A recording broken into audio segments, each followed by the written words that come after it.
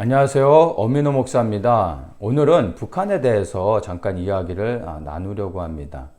4월 달에 김정은이가 한 20여일 정도 잠적을 했습니다. 그래서 그것 때문에 한간에 많은 말들이 있었습니다. 특별히 김정은의 위중설과 사망설을 전했던 사람들이 많은 공격을 받게 됐습니다. 중요한 사실은 4월 15일 날 김정은이 이 태양절에 금수산 태양궁에 올라가서 참배를 하지 않았다는 것입니다. 이것은 북한에서는 절대로 있을 수 없는 일이었습니다. 그런데 그러한 일이 일어난 것입니다. 여기에는 굉장히 중요한 영적인 의미가 담겨져 있습니다. 사실 북한은 나라가 아니라 거대한 사이비 종교 집단입니다. 죽은 김일성이 여전히 통치하고 있는 그러한 나라입니다. 나이 어린 김정은이가 3대를 이어서 지금까지도 북한을 통치할 수 있는 힘은 그에게 있지 않고 사실 죽은 김일성으로부터 오고 있는 것입니다. 4월 15일 태양절은 북한에서 가장 중요한 날입니다. 바로 김일성의 생일이죠. 바로 이 태양절에 모든 북한의 사람들은 죽은 김일성을 추모하는데 사실 이건 추모가 아니라 예배이며 제사 행위인 것입니다. 우리 그리스도인들도 하나님을 온전히 예배할 때 성령의 충만함을 받아 세상을 이길 수 있는 힘과 능력을 받게 됩니다. 마찬가지로 김정은도 태양절에 금수산에 올라가서 죽은 김일성을 숭배할 때 그로부터 어둠의 권세와 능력을 받게 되는 것입니다.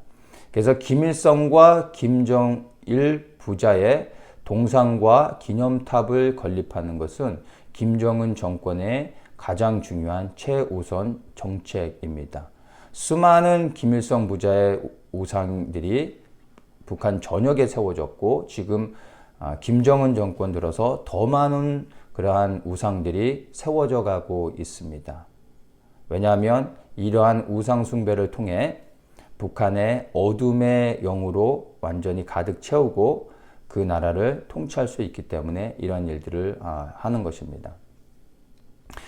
김정은의 권세와 힘이 김일성 숭배에서 나오는 것인데 그가 금수산 태양궁에 올라가서 참배를 하지 않았다라는 것은요. 김정은의 권세가 이제 끝났다라는 것을 의미하는 것입니다. 여기에서는 우리가 두 가지를 좀 예측해 볼 수가 있는데요. 첫째는 김정은이가 정말로 건강에 심각한 문제가 있어서 참배하지 않았다라고 볼 수 있습니다. 만약에 태양절에 참석할 수 없을 정도로 건강에 심각한 타격을 그가 받았다면은 앞으로 그의 건강에 어떤 변수가 일어날지 예측할 수가 없는 겁니다. 예상외로 김정은이 허망하게 죽을 수도 있습니다. 아니 어쩌면 이미 그는 이 세상 사람이 아닐 수도 있는 겁니다. 그러면 권력의 공백으로 인해서 북한 안에서 어떤 일이 일어날지 우리는 사실 예측할 수 없습니다. 모든 가능성을 다 열어놓아야 합니다. 자, 두 번째로 몸이 건강함에도 불구하고 의도적으로 태양절에 참배하지 않았다라는 것은 만약 그랬다면 그것은 김정은의 영적 생명이 끊어지고 북한을 장악하고 있는 어둠의 권세가 무너진다라는 것을 의미하는 것입니다. 분명한 사실은 김정은이 태양절에 참배하지 않았다는 것입니다. 김정은의 통토는 이제 오래 가지 못할 것이고 북한은 언제든지 무너질 수 있는 그러한 상황입니다. 2020년에 그러한 일이 일어날 수도 있습니다. 북한이 무너질 때 어떠한 형태가 되어질지는 여기서 나누지는 않겠습니다. 그러나 빠르면 여름 전에 북한이 무너질 수도 있고요. 늦어도 이제는 올해를 넘기지 않을 것이라고 그렇게 믿습니다. 헤롯도 자기를 높이다가 충이 먹어 죽음을 당했습니다. 벨사잘도 자기를 높이고 교만하다가 하나님의 저울에 부족함이 되어 죽음을 당하게 되었습니다. 이제 3대를 이어온 김정은 정권도 이제 하나님의 저울에 부족함이 되었습니다.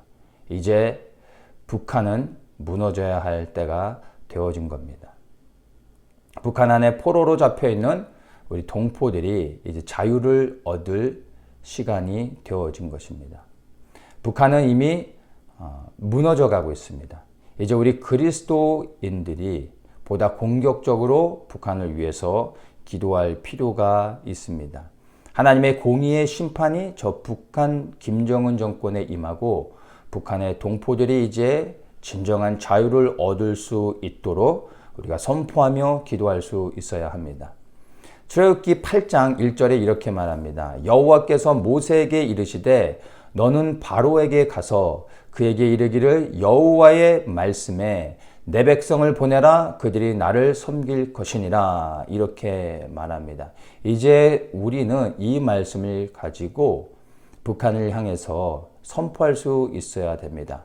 하나님의 백성을 보내라 그렇게 선포하며 이제 북한을 위해 기도할 수 있어야 됩니다. 평화 통일이 아니라 북한 정권이 무너지도록 기도해야 되는 것입니다. 우리의 기도가 한반도의 역사를 바꾸게 되어질 것입니다. 북한의 구원을 위해서 기도하는 중보자들로 세워져서 북한의 자유를 위해 믿음으로 담대히 선포하는 그러한 모든 성도님들 되시길 간절히 예수님의 이름으로 축복하고 또 축복합니다.